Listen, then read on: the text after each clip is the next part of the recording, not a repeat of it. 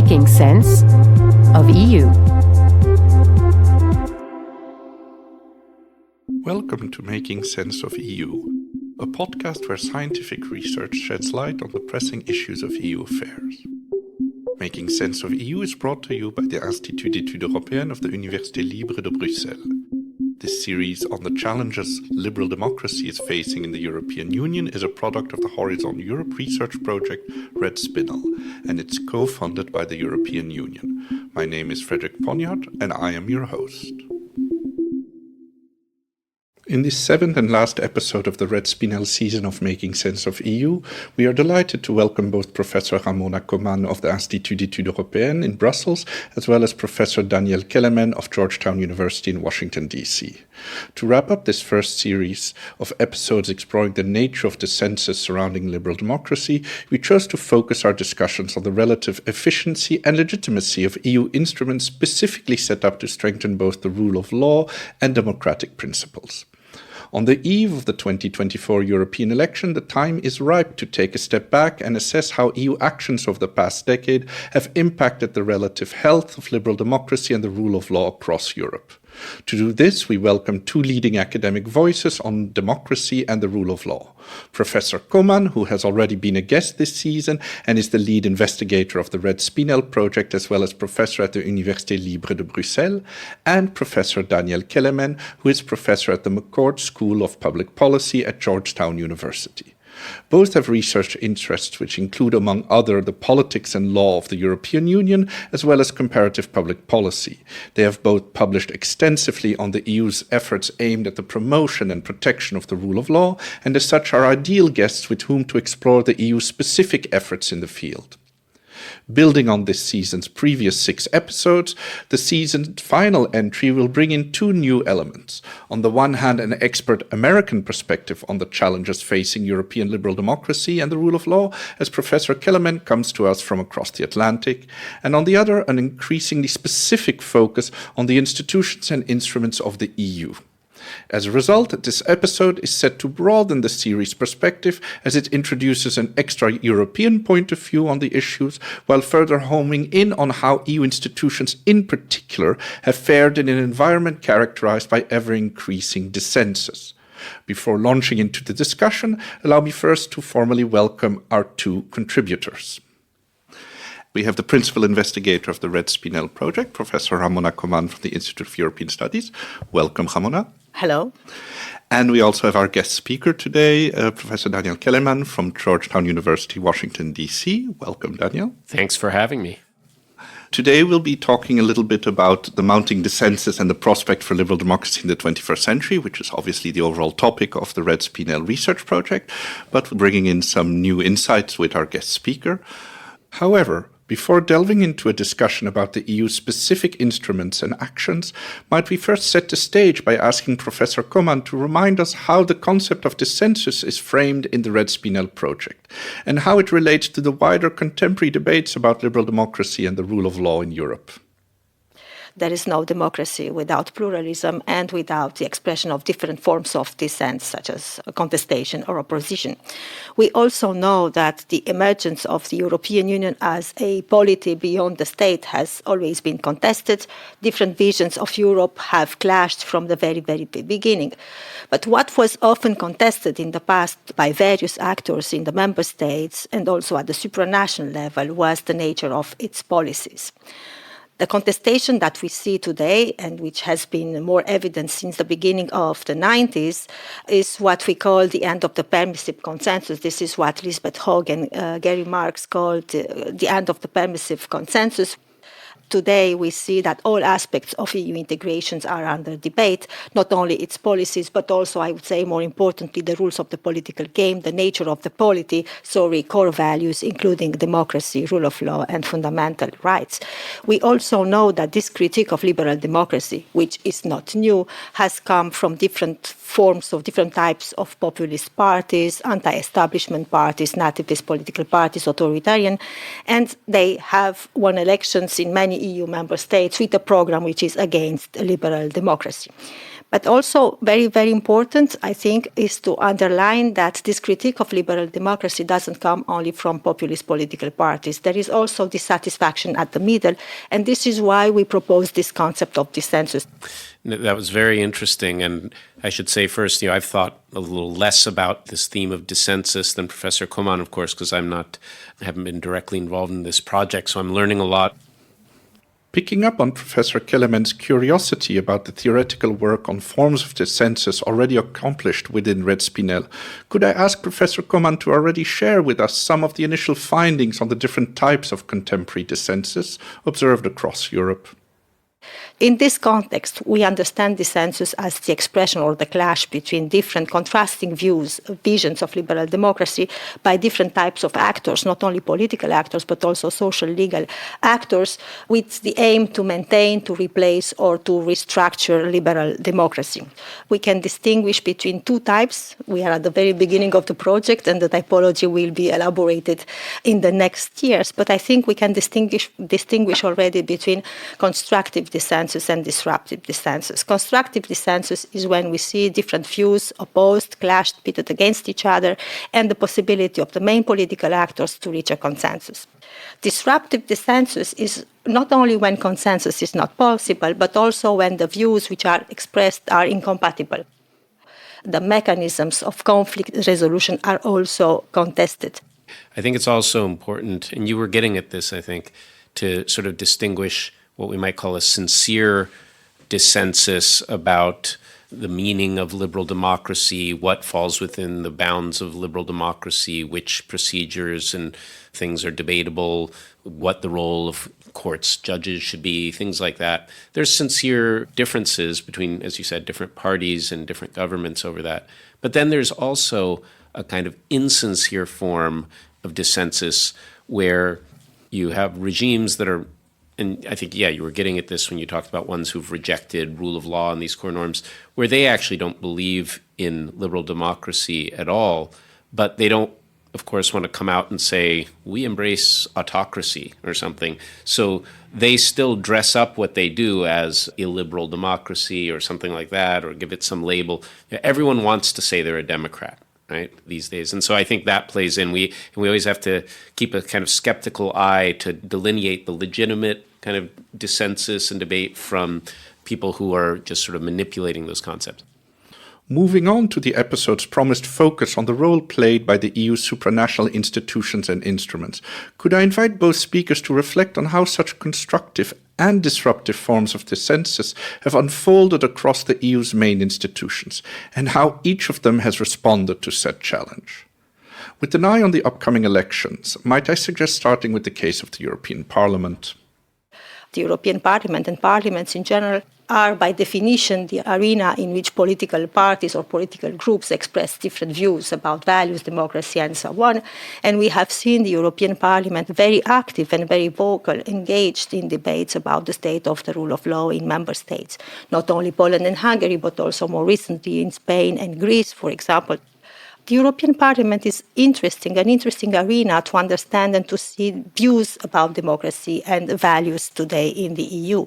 We see clear differences in the visions expressed by the main political parties. We see, for example, from the radical left, the Greens, Social Democrats, for example, and the Liberals, they have a certain conception of democracy. They try to promote a model of democracy beyond the state, to reconfigure sovereignty beyond the state and also the rule of law at the EU level.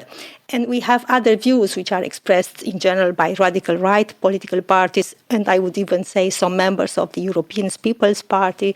And then there is a group, and I will conclude on that, it is also very important to mention a group, the group of radical right parties. Those groups defend a conception of democracy which is an oxymoron, which is a contradiction in terms, because democracy without rights and democracy without rule of law doesn't exist. I'll be really quick on the Parliament, because I think you summarized that well, that there, basically the form that dissensus takes and how it's manifested is in party politics, which is very healthy in any democratic system, exactly as it should be. Different party groups in the European Parliament have different visions of democracy, and they fight politically over those, as well they should. While more or less acrimonious party politics and public debate surrounding democracy and the rule of law have been the main vectors by which both constructive and disruptive dissensus have come to permeate the workings of the European Parliament, what about the other two sides of the EU's institutional triangle, the Commission and the Council? The Council is a very interesting arena, but we have less research on the Council because it is less transparent, because we don't have access to the votes and so on. But there are also strong forms of dissensus in the Council. We see populist governments rejecting, for example, the rules of the game, the rules of the policy process, trying to slow down the policy-making process, contesting decisions, and also this willingness to create unsettlement, to show that the EU is not functioning well, and to block the process. And the Commission in between, I would say, the Parliament and the Council. You know that the President of the Commission is appointed by the Parliament, but also the President of the Commission is member of the European Council. So this creates a sort of interesting institutional configuration. The Commission has to compose in this environment, and as, for example, Carlos Closa, but also Daniel Kelemen, show the Commission tries to have the support of the member states. I'll start with the Commission, where I think it's interesting there that although there very much is dissensus, it's masked because there's a strong norm of seeking consensus and trying to present a unified view. So, of course, most Commission decisions are achieved by voting, but they don't tell you what happened internally and how they voted. They just sort of present it as a consensus decision. So when you have this strong norm of trying to present a united front, then the dissensus that does exist over issues like what should the Commission's stance be in defending liberal democratic norms? What is within the proper bounds of Commission action? There's differences of opinion and dissensus over that between commissioners, but it's very much masked. And that's why on the rare occasion when it comes out, so I can think back in 2022, there was this episode where Commission President von der Leyen, sort of at her behest, they approved the Polish recovery plan, and 5 commissioners issued this kind of separate letter that they signed saying, we think this was completely inappropriate. Poland has not addressed our concerns about independence of the judiciary and core aspects of liberal democracy, etc. But that was so shocking precisely because it never happens, because the dissensus is masked. Similarly, the norms are a little different, but in the Council, as you were saying too, it's very opaque. And they also try to present a united image, maybe less not because they're a college like the Commission, but because they have a strong norm of seeking consensus, trying to avoid votes, or at least maybe they do straw polls, but they don't want to put things formally to a vote where countries will have to say, I was outvoted, etc. And so that again leads to the masking of dissensus. Do we see a shift in what is the window of appropriate behavior on both sides of the Atlantic? I think so. Your question makes me think of Dan Ziblot and Steve Levitsky's book on How Democracies Die, or their previous book, because they have a new one. But of course, one of the key themes in that was that one of the key warning signs or processes through which democracy erodes is when these informal norms of sort of forbearance, of not doing everything possible to destroy the other side, like obeying informal norms of how the system's supposed to operate, et cetera, that's a key. And then when those are violated, you're in trouble. And I think that's definitely happening in the US. And I think part of the problem and the dilemma is if you are in a kind of asymmetric situation where if one side or one party really abandons these norms first, and then the other party is trying to defend them, then it sort of has to decide, well, if they're not going to play by the rules, should we still play by the rules?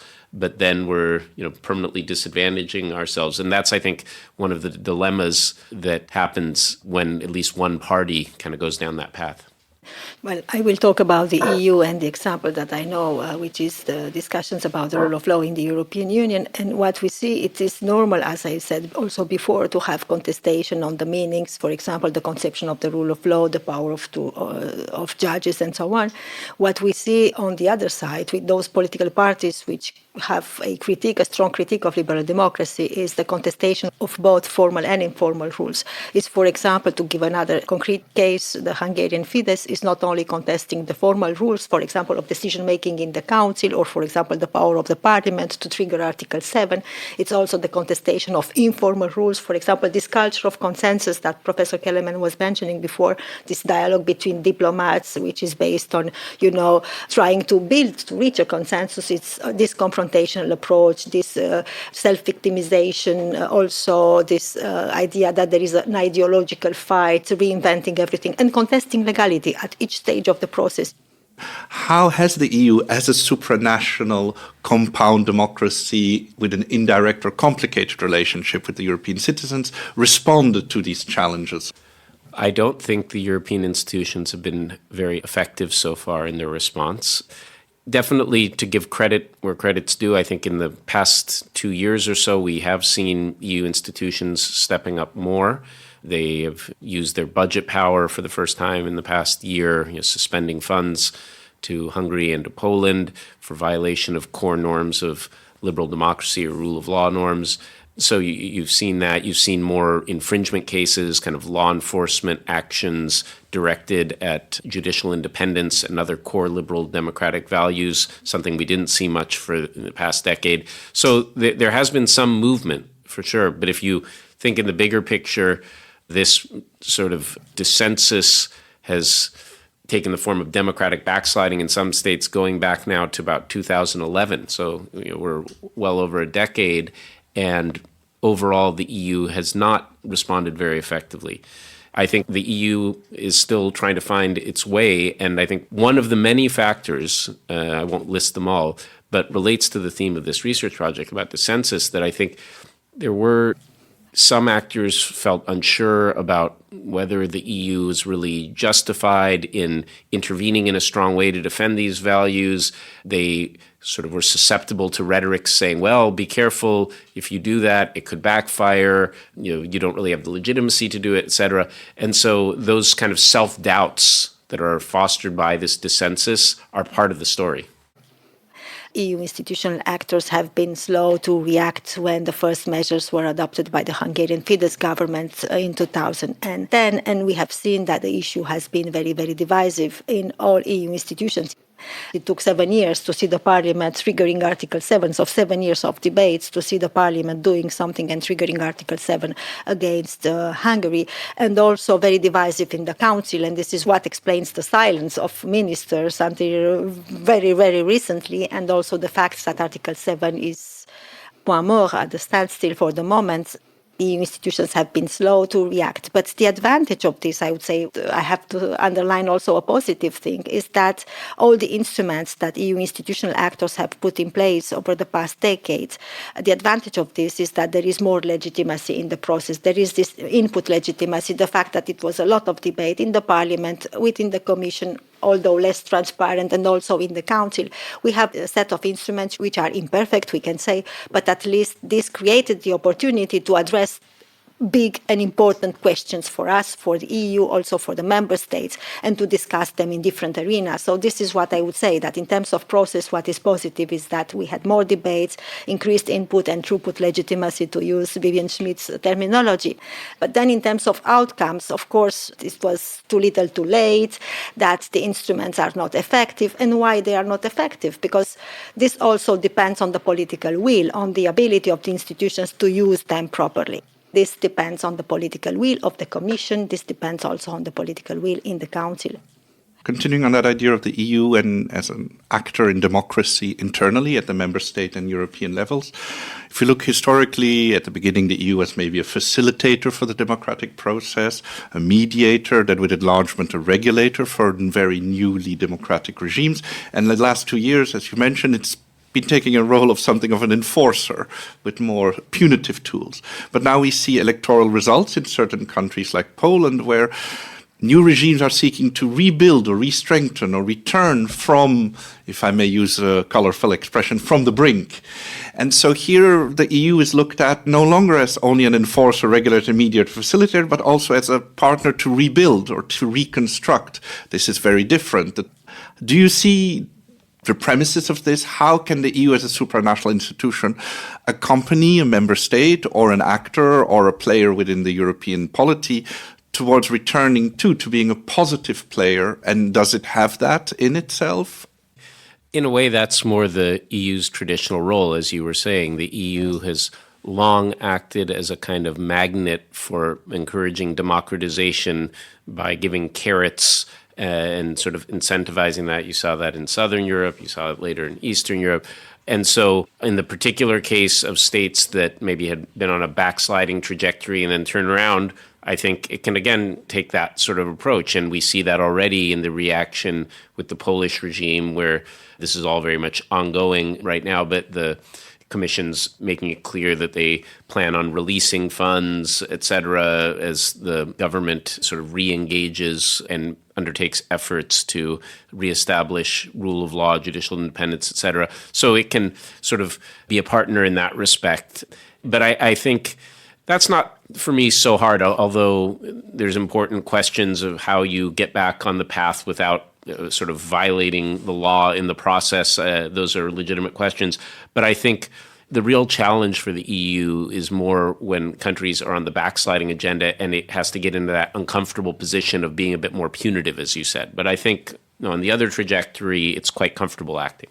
This is also the role of the EU, of the communities from the very, very beginning. We have to remind that in the 50s, for example, the integration process was an important vector of democratization of Western member states. It was also a process of consolidation of democracy in Western member states, with the creation of courts and independence of judges and the idea of democracy. We have this tendency to say that this was Western European democracy, but I think that the European integration process also contributed to this phenomenon. It was a process which took place in parallel, I think, at the European level and at the domestic level. This is also very, very important to underline that this is a process to which also the member states and actors within member states also have contributed. It's not only the European Union, something which is very, very abstract. It's important political and social actors in member states as well. Just to add to that and echo what you're saying, I think with all the understandable focus we have lately on the problem of backsliding and the EU's failures, and I've certainly been very critical, I think it is important, as you said, to take a step back and think in the bigger picture over this half century and recognize that the EU has been a huge force for democratization in Europe, Western, Eastern, both. I'd like to bring in a last question. These processes of democratization, autocratization, the dissensus, disruptive and constructive within the EU are not happening in a bubble. There is a wider global context. We already hinted at America. But I would want to bring in especially Ukraine, the European neighborhood, the conflicts surrounding Europe, and ask both of the speakers, well, how do you see these disruptive forms of dissensus impact the EU's standing in the world, its capacity to act in, especially its neighborhood? So this question of the outside dimension of these disruptive forms of dissensus and what they mean for the EU's capacity to act. Over the past decades, the EU was able to strengthen, the tools which can be used in order to prevent democratic backsliding. I think that tools that the Commission and also other institutions have been created have to be used in order to strengthen the credibility of the European Union, not only vis-à-vis its own citizens, but also vis-à-vis future member states, candidate countries. So this is very, very important. Important is credibility, but also concrete change on the ground. This is the message that the Commission and also EU institutional actors have to send. Consistency and credibility are my two answers to your question.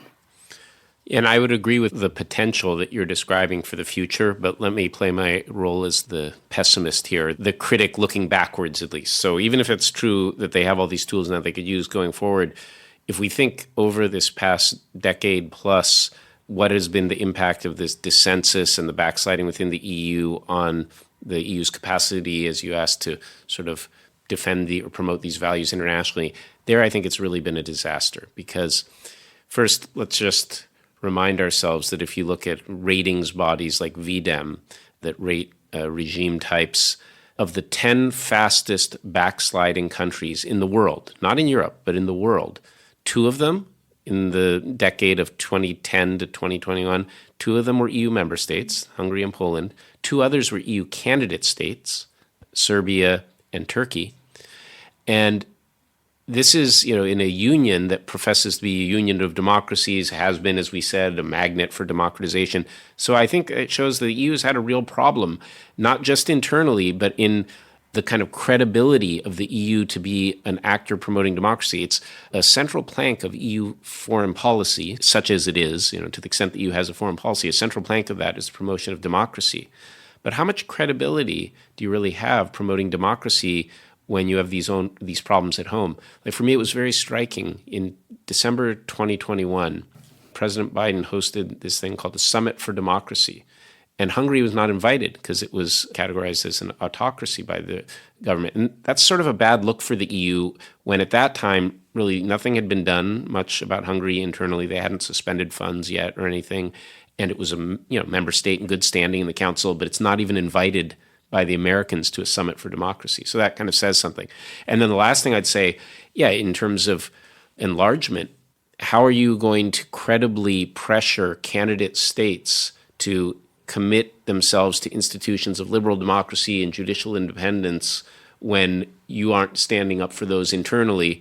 And in fact, so as it happens, the enlargement commissioner was kind of a appointee of Orban's, right? So I think for the EU to project these values internationally, it needs to do exactly what Professor Coman said going forward, which is to stand up for them more strongly internally to then have that credibility to act externally. On that call to action, I think we'll wrap up. Thank you very much. Thank you. Thank you so much. ULB Podcast. Les podcasts de l'Université libre de Bruxelles.